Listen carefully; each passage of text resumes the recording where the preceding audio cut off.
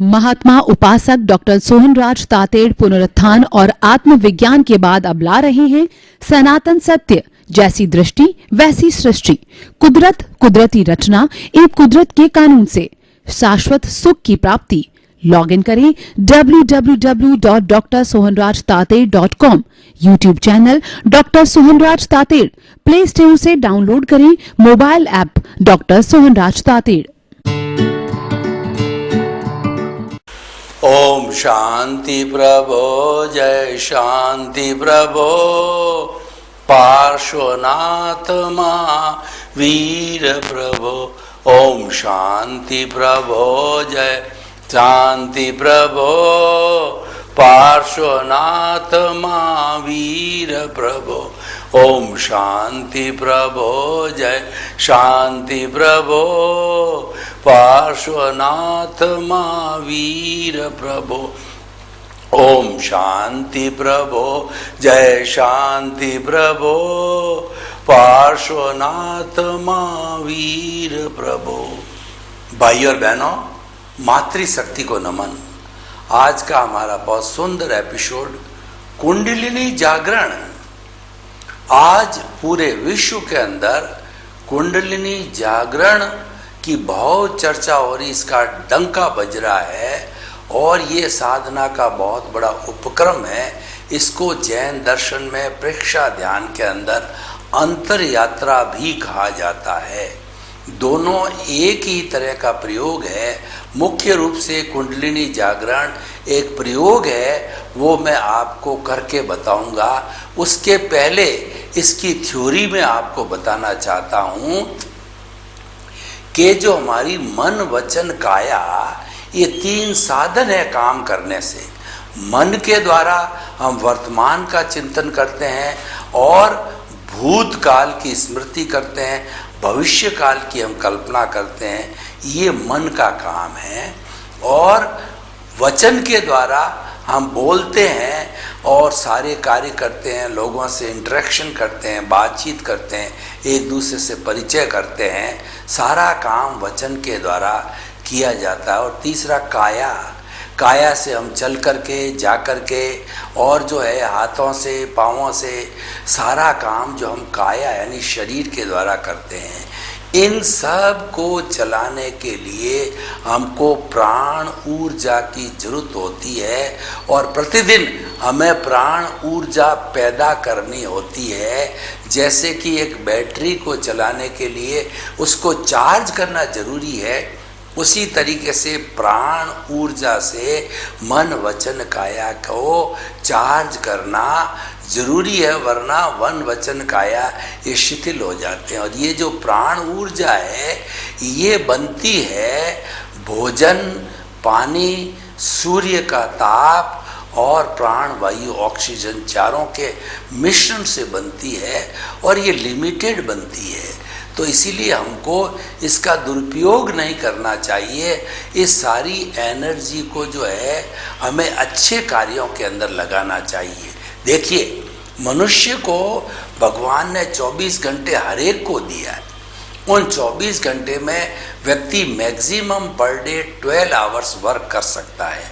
उन 12 घंटों का वो उपयोग क्या करता है, सदुपयोग करता है या दुरुपयोग करता है, ये मुख्य बात होती है। सदुपयोग करता है, अच्छा इंसान बन जाता है, कर्मों को काटता है, अच्छी गति मिलती है। और दुरुपयोग करता है तो वो पापों का अर्जन करता है और अगले बर्थ में उसको पापोदय मिलता है, दुख मिलता है, कष्ट मिलता है। इसीलिए जो है हमें सदुपयोग करना चाहिए। वो सदुपयोग करने के लिए ही कुंडलिनी जागरण का उपयोग किया जाता कि ये जो प्राण शक्ति है, इस प्राण शक्ति को हम नॉर्मल व्यक्ति, पशु पक्षी, इस प्राण शक्ति को भोग विलास, बच्चों को पैदा करना और जो है उसके साथ में eat drink and B Mary, मनोरंजन करना, 5 इंद्रियों का सुख भोगना, यानी हमारे संसार के जितने जितने मनोरंजन के सारे कार्य है, ये सारी विटालिटी, ये सारी एनर्जी जो है उसी में ही समाप्त हो जाती है। और जो मूल जो हमारा ध्येय होना चाहिए, आध्यात्मिक ध्येय होना चाहिए कि जिस पर्पस के लिए हम आए हैं वो पर्पस जो है हमारा हल नहीं होता है। हमको इस जन्म के अंदर क्यों भेजा गया है कि हमारी ये जो भीतर विराजमान चेतना है, इस चेतना को मुक्त करना है, क्योंकि मुक्त चेतना अनंत ज्ञान, अनंत दर्शन, अनंत शक्ति और अनंत सुख का धाम है। और वह जो है इस कॉजल बॉडी के कारण सारा ढक गया है। कॉजल बॉडी के कारण सारा जो है वो बाहर नहीं आ रहा है। जैसे देखिए कि जो सूर्य होता है वो बहुत प्रकाश तेज होता है, पूरे ब्रह्मांड को प्रकाशित करता है, लेकिन अगर मान लो बारिश का सीजन और बादल उसके आगे आ जाते हैं तो ऐसा लगता है कि दिन के अंदर ही रात हो गई, क्योंकि उन बादलों ने सूर्य की किरणों को, सूर्य के प्रकाश को ढक दिया। तो हमारी कॉजल बॉडी इस आत्मा का, जो कि विश्व की सर्वशक्तिशाली जो है चेतन तत्व है, उसको ढक दिया है। तो हमको भेजा किस लिए गया है? इस कॉजल बॉडी को डाउन करने के लिए, इसको पतला करने के लिए और इसका घनत्व और इसका वॉल्यूम घटाने के लिए भेजा गया। और यही जीवन का मुख्य उद्देश्य होना चाहिए। लेकिन हम उद्देश्य से भटक जाते हैं तो हम जो है मनोरंजन में चले जाते हैं, आत्मरंजन नहीं करते हैं। तो पुनः पुनः याद दिलाना होता है। तो अब देखिए, आत्मरंजन में जाने के लिए और हमारी कॉजल बॉडी को घटाने के लिए, वो जो कॉजल बॉडी सारी है वह मूल रूप के अंदर सारा अज्ञान है। जितना भी कॉजल बॉडी है वह जड़ है, वह अज्ञान है, वह टेम्परेरी है और वह विनाशी है। तो उसको जो है वह हमारे को धीरे धीरे जो है उसको कम करना है। तो उसको कम करने के लिए हम प्रयोग करते हैं कुंडलिनी जागरण का, यानी कि जो हमारी जो नीचे जा रही है, जो हमारी सारी ऊर्जा शक्ति रीढ़ की हड्डी के नीचे समुद्र के रूप में, दरिया के रूप में, झरने के रूप में स्टोर्ड है, और वह हम जो है मनोरंजन के माध्यम से खर्च कर रहे हैं, उसको ऊपर उठा करके अगर वो शास्त्र सार में आ जाती है तो ये ज्ञान केंद्र है शास्त्र सार। तो यहाँ आने पर ये ज्ञान का जो है उपयोग होने लग जाता है, और जो हमारा अज्ञान पक्ष है, कॉजल बॉडी है, उसका विनाश हम ज्ञान से ही कर सकते हैं। उस अज्ञान को मिटाने के लिए हमें ज्ञान ग्रहण करना पड़ता है, ज्ञान प्राप्त करना पड़ता है। और हमारे जो अज्ञान की प्रतिरोधात्मक शक्ति वो ज्ञान है, और ये ज्ञान का जो मुख्य निवास होता है वो शास्त्र सार में होता है। और उसको प्रकट होने के लिए हमारे को ये जो है ऊर्जा जो है वो विटालिटी है, इसकी आवश्यकता होती है। तो उसके लिए कुंडलिनी जागरण प्रयोग किया गया है। कुंडलिनी जागरण को हमारे ऋषियों मुनियों ने डेवलप किया, और डेवलप करके और सारी ऊर्जा को उठा के शास्त्र सार में लाए, और फिर वह जो है उस ऊर्जा का जो सदुपयोग करते हैं, सदुपयोग क्या करते हैं कि वह ज्ञाता दृष्टा बन जाते हैं, वो दृष्टि विज्ञान करते हैं, वो भेद विज्ञान करते हैं, वो विधेय बनते हैं कि मन वचन काय से मुक्त ऐसा मैं शुद्ध आत्मा हूँ। और हमारी शक्ति जो सारी मन वचन काया तथा उससे जुड़ी हुई हर अवस्था मात्र कुदरती रचना है, उसका रचने वाला कोई बाप भी नहीं है, और वो व्यवस्थित है, वो विनाशी है, वो जड़ है, और वो मैकेनिकल मोड से चलती है।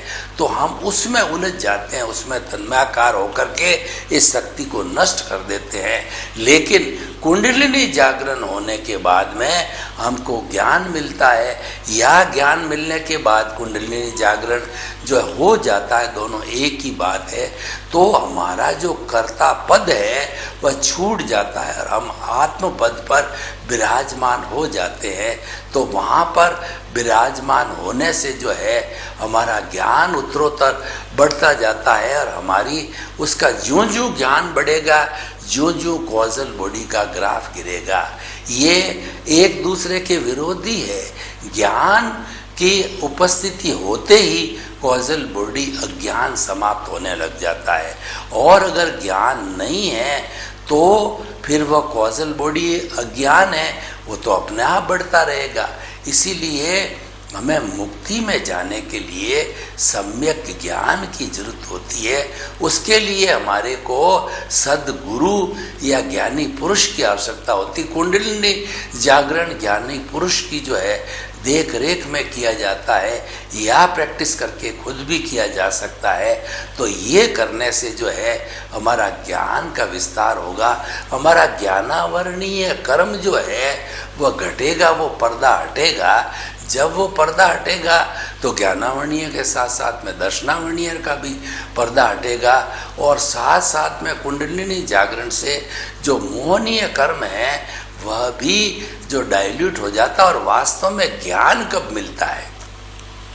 ज्ञान हमारे दर्शन मोहनीय का अनंतानुबंधी कषाय है, वह अवस्था समाप्त होने के बाद ही हमको ज्ञान मिलता है, या ज्ञान मिलते ही जो है हमारा अनंतानुबंधी कषाय है वह समाप्त हो जाता है, जो कि कर्मों का बंधन करने वाला होता। कर्मों के बंधन की वो प्रोसेसिंग फैक्ट्री होती है।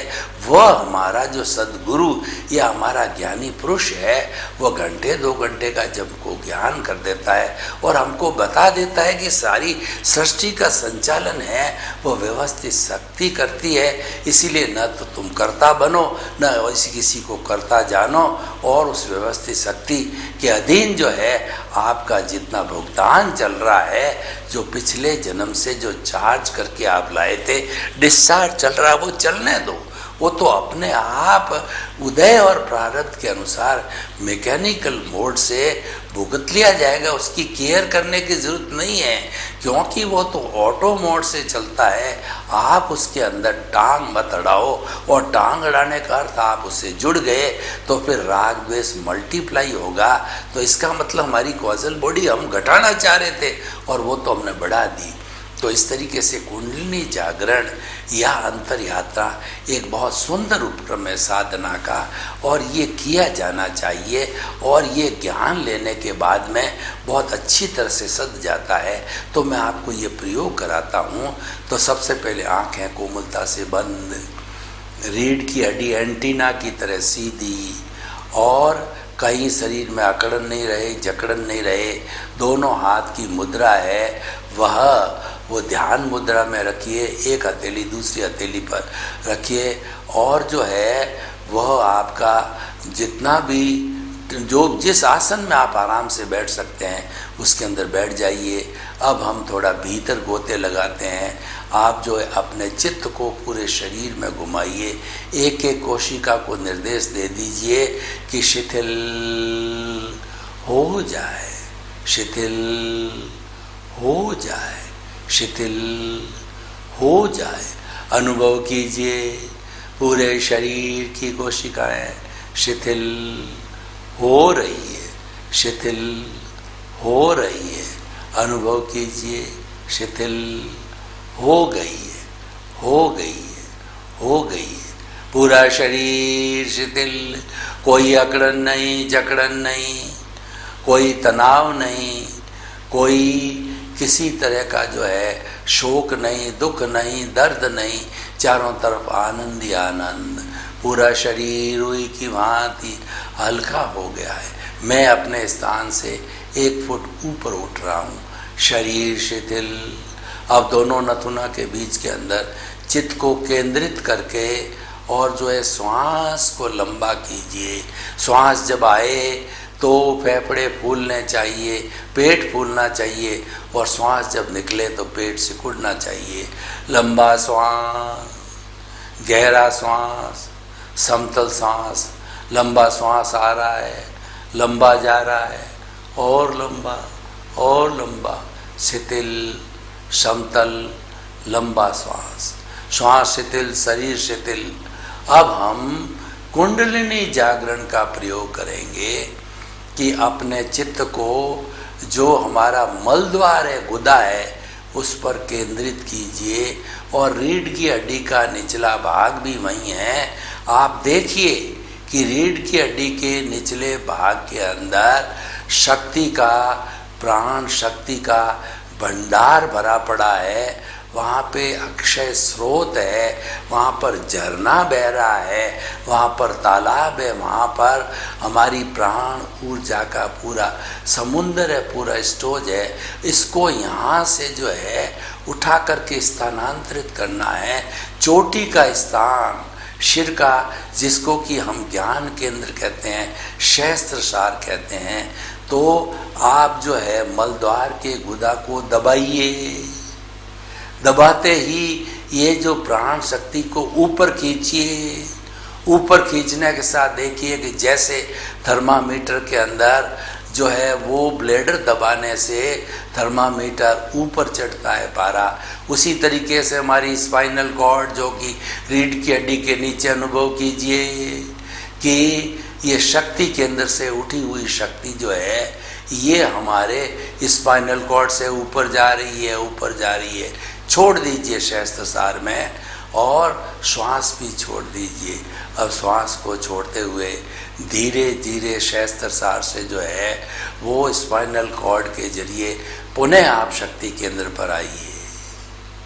थोड़ा सा विश्राम कीजिए और फिर जो है अपने गुदा रूपी ब्लेडर को दबाइए कि उसको दबाने से वो शक्ति ऊपर की ओर उठी है, वो स्पाइनल कॉर्ड में जा रही है, पारा जैसे ऊपर चढ़ रहा है। श्वास के भरने के साथ साथ में पारा चढ़ रहा है, शक्ति चढ़ रही है, शक्ति चढ़ रही है। और छोड़ दीजिए उसको सहस्त्रसार में। अब आप सांस ले सकते हैं। आप सांस के छोड़ने के साथ साथ में उसको चित्त को है वापस जो है पुनः आप उसी रास्ते से, स्पाइनल कॉर्ड के रास्ते से जो निचला केंद्र है हमारे शरीर का, शक्ति केंद्र पर अवस्थित कीजिए। इस प्रकार हम कई बार, 5 बार, 10 बार, 20 बार, कई बार जो है अभ्यास करके शक्ति को ऊपर उठा सकते हैं। और ऊपर उठा करके शक्ति को सहस्त्रसार में हम ट्रांसफ़र करते हैं। सहस्त्रसार ज्ञान केंद्र है, यहाँ पर टेस्ट, यहाँ पर जो है शिफ्ट करने के कारण ये हमारा जो ज्ञान है उसको सद ज्ञान के रूप में, सम्यक ज्ञान के रूप में अप्लाई करने में हमको पूरी मदद मिलेगी। ये सारा कार्य प्रभु की हाजिरी से हुआ, तो प्रभु ने हमको आशीर्वाद दिया।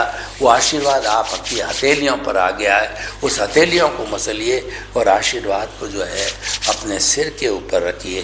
3 बार जो है भीतर विराजमान शुद्ध आत्मा भगवान का आशीर्वाद ग्रहण कीजिए। और जब ये कुंडलिनी जागरण से नीचे की शक्ति उठ करके सहस्त्रसार में आ जाएगी तो आपको महसूस होने लग जाएगा कि मेरे ज्ञान तंतु सक्रिय हो रहे हैं, मेरा ज्ञान बढ़ रहा है, मेरा आत्मज्ञान बढ़ रहा है। और आत्मज्ञान के बढ़ने के साथ साथ में आप में चेंज आएगा कि मैं तो आत्म पद पर बैठ गया हूँ, अब मुझे आत्मा की बात करनी है।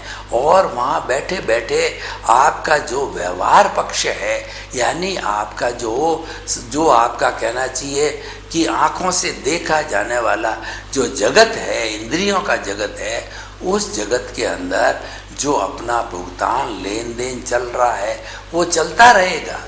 उसके अंदर आपको करना कुछ नहीं है, वो तो ऑटो मोड से चलता है।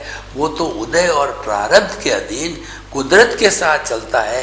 कुदरती जैसा जैसा उपादान होता है, किसी को सेवा लेने का होता है या देने का होता है, वह कुदरत उस निमित्त को ला करके खड़ा कर देती है। तो आप तो ऐसे आत्म पद पर बैठे हो कि वहाँ बैठे बैठे आप भेद विज्ञान कीजिए।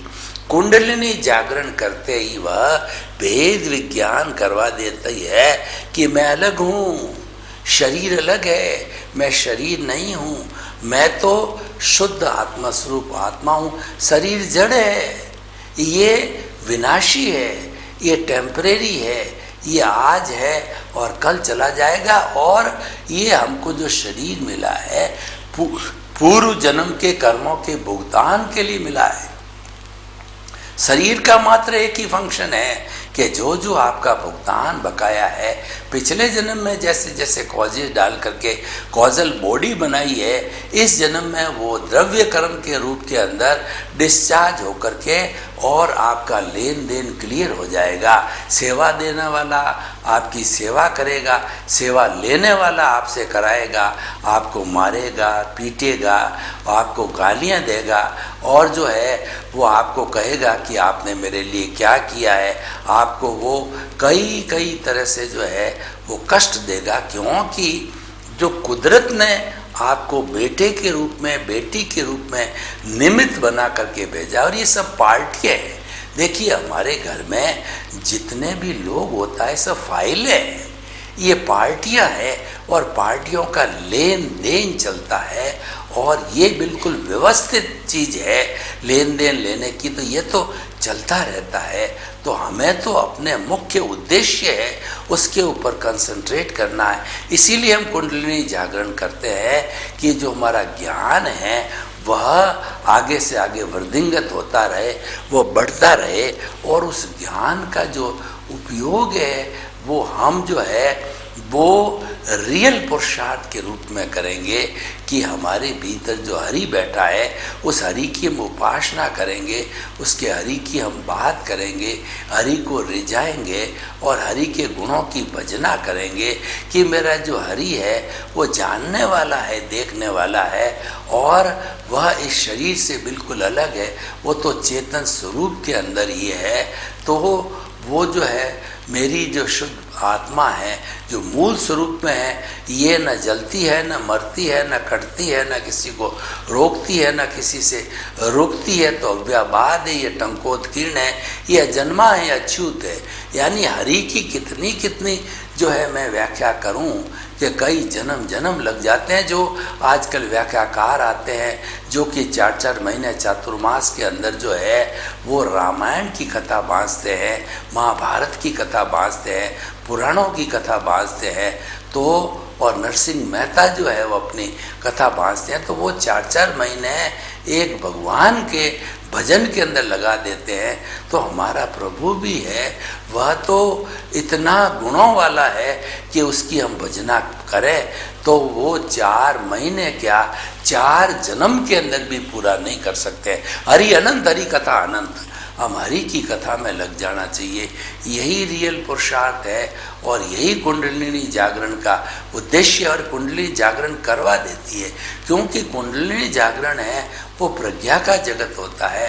प्रज्ञा जो है मोक्ष की प्रतिनिधि होती है और वो हमारी मूल स्वरूप आत्मा से निकल करके एक भाव सत्ता के रूप के अंदर हमारा नियंत्रण करती है और हम कहीं भटक जाते हैं।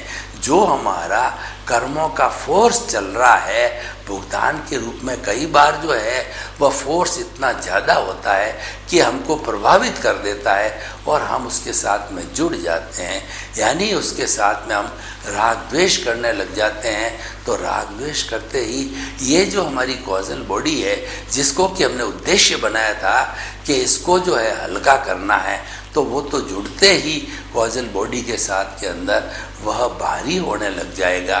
तो इसका अर्थ ये हुआ कि हम तो उल्टी दिशा में चल रहे हैं, इसको रॉन्ग बिलीफ भी कहा जाता है। तो इसीलिए हमें जो है वो पूर्ण सतर्क रह करके और अपनी साधना को करना है, कुंडलिनी जागरण को। और कुंडलिनी जागरण करने वाले होते हैं वो व्यक्ति बड़ी साधना के उच्च शिखर तक भी पहुंच जाते हैं, क्योंकि वह इस कुंडलिनी जागरण से ये समझ जाते हैं कि ज्ञान ही वास्तव में एक ऐसा फील्ड है जो अज्ञान को समाप्त करता है। और जो सच्चा ज्ञान है वह जो है हमारी कुदरत और कुदरत की रचना और कुदरत के कानून से संचालित होता है कि ये सारे जो है जगत को चलाने वाली जो व्यवस्थित शक्ति है वह केवल कुदरती है। तो हमें कुदरत में समर्पण करना चाहिए, कुदरत का सम्मान करना चाहिए, तभी हमारा विकास हो सकता है। तो इस तरीके से जो है ये कुंडलिनी जागरण के बहुत ही उपयोग है, बहुत ही फायदे हैं। तो कुछ फायदे मैंने आपको गिनाए, तो और मैं बताना चाहता हूँ कि कुंडलिनी जागरण जब कर लिया जाता है तो हमारे जीवन के अंदर मन वचन काया के कॉजल बॉडी तो कम होती है, साथ साथ के अंदर वो प्रसन्नता देती है, सुख देती है और आनंद की अनुभूति कराने लग जाती है। यानी हमारा शरीर है वह अध्यात्म जगत में रहने की कोशिश करता है, अध्यात्म जगत को पसंद करता है। और अध्यात्म जगत जो है हमारे स्थूल जगत से कई गुना बड़ा है। ये जो है फर्क हमको समझना पड़ेगा कि जो अध्यात्म है वह जो है वो बहुत बड़ा विशाल विषय है, और जो हमारा भुगतान है वह स्थूल विषय है। तो दोनों को अलग अलग समझ करके हमें व्यवहार शुद्धि बिना निश्चय शुद्धि नहीं है, इसको ध्यान में रखते हुए जो जो हमारा भुगतान आ रहा है वो हम उसको ठीक करें। हम लोगों से क्षमा याचना करें, सामायिक आलोचना प्रतिक्रमण प्रत्याख्यान के माध्यम से जो है हम क्षमा याचना करके खुद शुद्ध हो जाते हैं और दूसरों से एनओसी लेकर के हम सिद्ध बुद्ध और मुक्त बन जाते हैं। तो भाई और बहनों, कुंडलिनी जागरण एक सार्थक विषय है। कुंडलिनी जागरण होने के बाद जैसे जैसे प्रयोग से कराया गया है, ये हर इंसान को ये प्रयोग करना चाहिए, क्योंकि कुंडलिनी जागरण है ज्ञान की वृद्धि करने का जागरण है। और कुंडलिनी जागरण के पूर्व जो है सारे ज्ञान को एकत्रित कर लिया जाता था, तो और वही जो संप्रेषित होता था कुंडलिनी जागरण से। तो कुल मिलाकर के कुंडलिनी जागरण करने से जो है हमारा जो कॉजल बॉडी है, जो स्वयं सारी चीज़ का जो है काम करता है, तो उसके साथ में ये पूरा अपना जो योगदान दे करके और उसको सही रास्ता बताएंगे। तो देखिए कि हमारा जो सनातन सत्य है वो दो तरह के जो सत्यों के ऊपर वर्क करता है। एक तो हमारा स्थूल जगत का सत्य है जो कि इंद्रियों के सुख का संसार होता है, वह होता है। एक आध्यात्मिक जगत का सुख होता है जो कि जो है मात्र एहसास किया जाता है, और जिसका जो है वो मात्र हम जो है वह जो है हमारे अवचेतन मन में जुड़ करके करते हैं। तो ये हमें समझना पड़ेगा कि हमारा जितना जितना ये ज्ञान का विस्तार है, ये पॉजिटिव साइड के अंदर ले जाने वाला है, ये मुक्ति की ओर ले जाने वाला है, और हमारा जो निष्कर्ष है कॉजल बॉडी को ये घटाने वाला होता है। तो हमें कुंडलिनी जागरण के लिए सभी जो है उपाय जो उसमें बताए गए हैं उनको प्रयोग के अंदर लाना चाहिए, और कुंडलिनी जागरण की प्रक्रिया को हम बार बार जितना करेंगे उतना हम पारंगत होंगे। और उसके साथ साथ में कुंडलिनी जागरण होते ही हम मस्तिष्क और हमारे मस्तिष्क के अंदर जितना भी जो है अन्य जो तंत्रों से जुड़ने की बात होती है उससे हम जुड़ जाएंगे। लेकिन जो हमारा भुगतान चल रहा है उसके साथ हमको नहीं जुड़ना है।